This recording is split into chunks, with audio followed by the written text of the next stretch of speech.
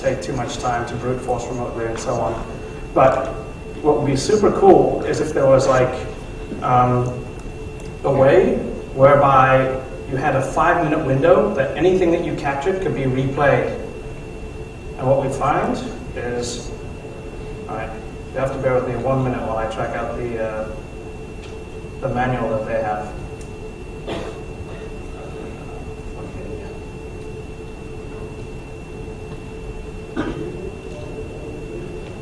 Alright, so this is a discussion of the 4th module in SER.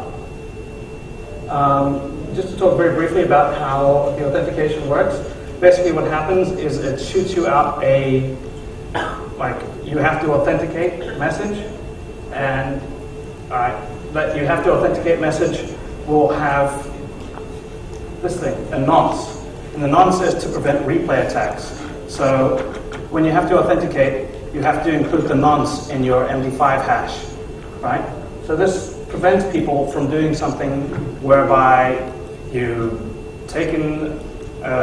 you capture someone's data and then they say you have to authenticate, and you just take the data that you captured and you send it back and say, sure, you know, here you go, I authenticate, and that lets you through. Now, critically, a nonce actually has to expire after it's been used.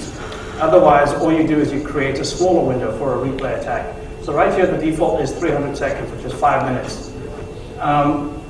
Now, the bug is that they don't expire the nonce if there is a successful authentication. All right? So what that means is if it says you have to authenticate, and the real user sends their authentication credentials along with this nonce information, you can copy that, and you now have a 5-minute window to reuse that information. What's even better is that all of the phones out there will do background authentications to make sure that when the user wants to make a phone call, they're pre-authenticating. So you can basically be guaranteed that if anyone's using SER and you can sniff, you can use SER as them. So you can route all of your calls through them anyway. Is the nonce not inside the MD5 hash? It is, but the problem is once the nonce gets passed out and the user takes the nonce, they generate the MD5 hash and they return it. The server does the same thing, it generates the MD5 hash, it does a compare and says, okay, you generated the correct MD5 hash, therefore you've used your nonce and your password and all that, you're good to go. What it should do at that point is discard that nonce and generate a new one, so that the next time you try and authenticate, you don't get the old nonce back. You should get a new nonce. The problem is that it sends the old nonce. All right?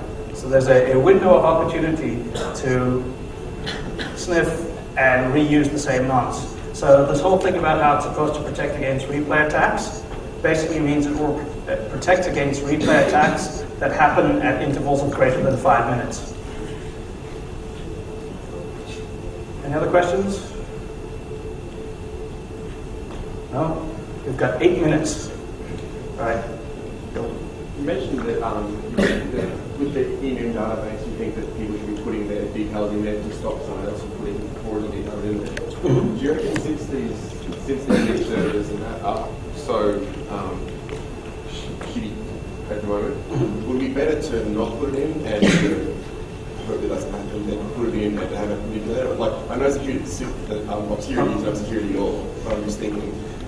I think that's a toss-up of which way you want to go. Now, there's 4 databases, and there'll be attacks such as, I don't actually know if the databases are verified against each other.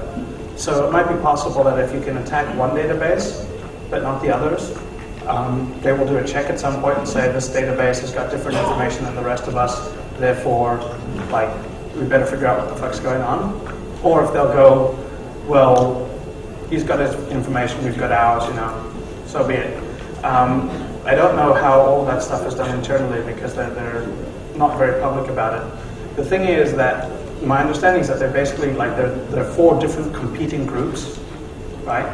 So they're all volunteers and stuff like that, but they're basically like, we're volunteers, but we want you to use our service rather than those guys' service because they're smelly, horrible hippie people and they don't know about how to really do it. So, I mean, that really is up to you. Like one of the things that might be an issue is if they don't actually verify against each other, it depends on what order they get called. So if 3 of them are secure and 1 isn't secure, but the insecure one comes first in the list, then an attacker doesn't need to worry about the 3 secure guys, it just needs to go after that 1. And from my understanding is that the order in which they're tested is basically implementation dependent. So it's up to whoever is peering with them to say like which databases we query first and whatever. But like enum, it's a great idea in theory, and it's a really horrible idea in practice. Like frequently the case. Any other questions? Yep. All right. You can both ask your questions, and I'll choose which one is more intelligent and answer that. Okay. Suppose someone wants to learn more about SIP and in practical terms. Are there any tools or any software, any course of action to go for this that you recommend? You know what? We had another question on the other side. That would be a perfect plant if I could go like, funny that you should mention that, because as it happens, I do offer a voice over IP attacking course that lasts for 2 days in which I go over a variety of tools and attack scenarios. But since that just ran, you're like a little bit late. Basically, my recommendation is that I'll be releasing a couple of tools at this con. Like after this, I'm going to release my RTP injection tool called Syringe. That's a reasonably good tool to start out with. It is very early days of voice over IP, so basically the information that you'll be getting is like proper protocol information, and you'll just have to guess how the attacks work in your own. You'll have to generate them yourself. Or you could wait until the book that I'm writing comes out next year, or you could go to one of my very expensive courses at any number of conferences. That's about it, I'm afraid. Like, there's no good sites. Like, everything out there is pretty much rubbish, because the people who do it are like, voice over IP security is exciting and hot. We better get something together. And they'll roll out, like, make sure you have a firewall. And that'll be like their voice over IP security recommendations, you know. And then they'll have links to like a couple of RFCs, and they're pretty happy with themselves. So there's not a lot of information out there. Good luck.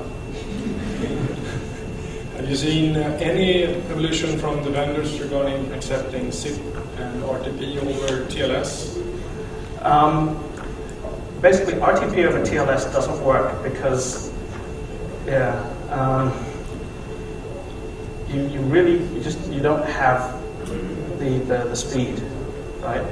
So when you've got a real-time communication issue, like when you're trying to do a phone call, you have to make sure that there is a minimum amount of time spent doing things like encryption, passing packets around, encoding and decoding codecs. As soon as you spend too much time doing that, you get laggy, chopped up phone calls with very, very poor quality. So the QoS, the latency, the quality of service, these are all absolutely critical, and most of these things impact very, very directly on security. So you'll find that, like in the US, for example, in order to have acceptable levels of telephone conversation, there's up to 150 milliseconds of lag that's allowed for a continental call. So it's from one coast to the other coast. The longest amount of time it could take for the voice packet, or just the voice content, is 150 milliseconds. You'll find that the ping times, like just for a packet to go from one end to the other, is 100 milliseconds. Your voice sample rate is every 20 milliseconds. So you've now spent 120 milliseconds out of your possible 150 doing nothing but capturing and sending the data. Now, to encode, put it into a packet, encrypt it, send it across a NAT, send it through a firewall, decrypt it, decode it, unpack it, and then play it back, you have 30 milliseconds. And you don't want to spend that 30 milliseconds having your like 32 megahertz phone trying to run SSL. Like, it's not going to happen. There are ways of doing secure RTP. There's SRTP protocol, and there's also ZRTP. The problem is that while there's a standard to do the encryption, there's not a standard to do the key exchange.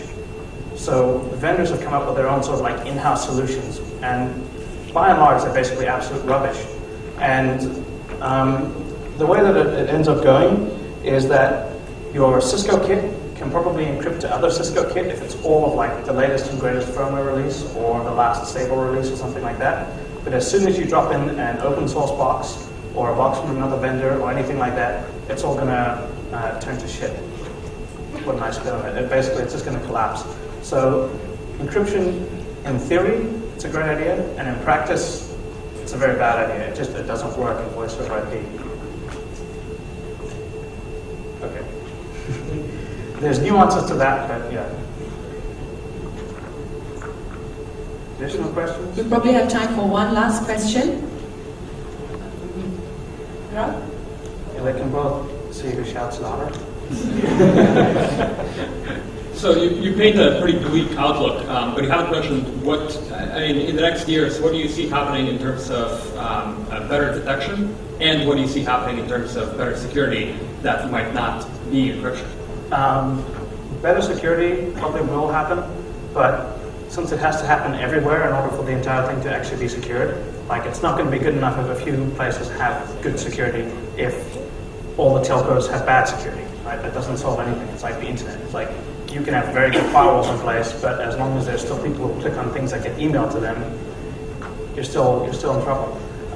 In terms of detection, I'm pretty sure that there's going to be more stuff coming out. Detection for a lot of these attacks is fairly simple, but it's again the same sort of thing that you can only detect the attack in the place where it specifically takes place, rather than like across the entire stream. So you have to have detection in place across the entire path of the packet, each of the organizations that handles that content, which, you know, that's fairly unlikely given the fact that like Thailand has got 700 people applying for voice over IP operator licenses, and Malaysia's got like close to 100 existing voice over IP carriers. This is like last year, so it's probably greater than that by now. And these are just like two small Asian countries. Like the US is chock-a-block with places that are, you know, fly-by-night, plugged into the PSTN. They run an asterisk box plugged into like someone's DSL network, and you can do whatever you like with them. So I don't know. Obviously, things will improve because they have to, and there's a lot of money getting thrown at the problem. But I don't. So do you see an evolution of the existing stuff to some kind of security, or do you see us just giving up? Nothing's changed in a year. So if there has been any evolution, it's still to come. Like from when I started doing this voice over IP stuff to now, like in 2 years, all that's changed is I've written more tools. Like, so I mean, something's bound to happen eventually when like people freak out enough. But between now and then, like, who knows? There's one last question. You've got -3 seconds. So. Same question. So. Yeah, it's all right. He had the same question. So 2 with 1 stone. I'm awesome. Yes, you are, Drag. And thank you very much for your presentation today.